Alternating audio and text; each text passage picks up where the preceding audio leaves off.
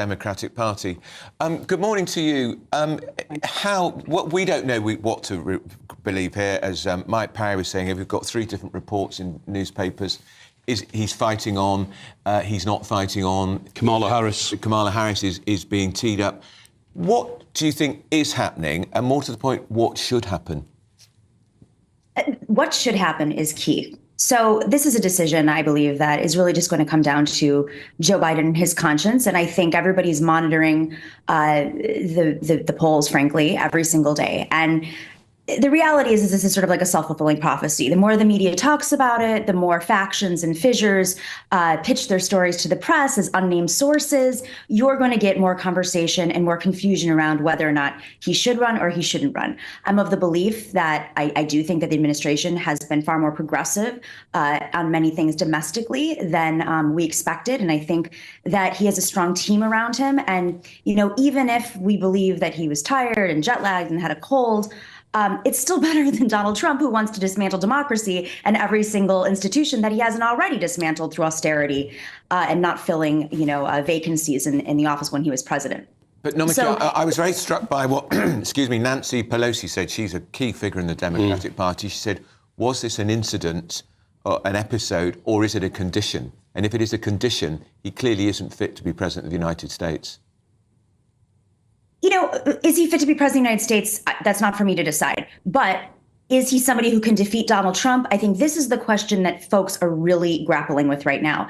The alternative is we do have a brokered convention. And I was on the reform committee after 2016 of the Democratic Party. And we issued a set of reforms that passed over resoundingly in the Democratic Party membership, elected membership. Unfortunately, those reforms were not put into place because there are players in the Democratic Party that were appointed that resist these reforms, opening up the party, making it transparent.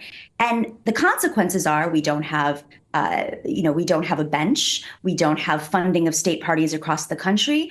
We're not able to defeat the well-oiled right-wing machine that is operating in every single community in the United States. And we did not have a real primary. So folks are wondering, how did we get here? Well, we got here because the DNC leadership refused to take on these reforms. And now as we go into the convention, it is super important that we understand what this process is and that it's honest, because there is an opportunity here to excite folks across the country, have rallies with lots of different candidates. There's a man named Dr. Jim Zogby who sits on the DNC. He's seasoned for years.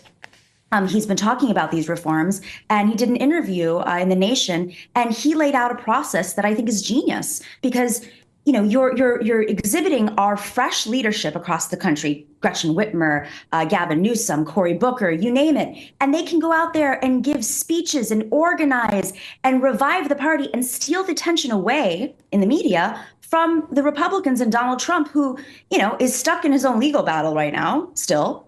And I think it'll be good for the Democrats if they do it right. Unfortunately, they don't have a track record of doing it right. It would be somewhat like the UK system, which you're going through right now. So, I really do think if we are honest with ourselves as Democrats and we are inclusive and we practice good governance, the outcome of this could actually be a gift. But that really comes down to whether or not hubris exists or doesn't in the Democratic Party. Well, that's fascinating insight. Thank you for that. That's Nomiki, who is an American political analyst. Mike Parry.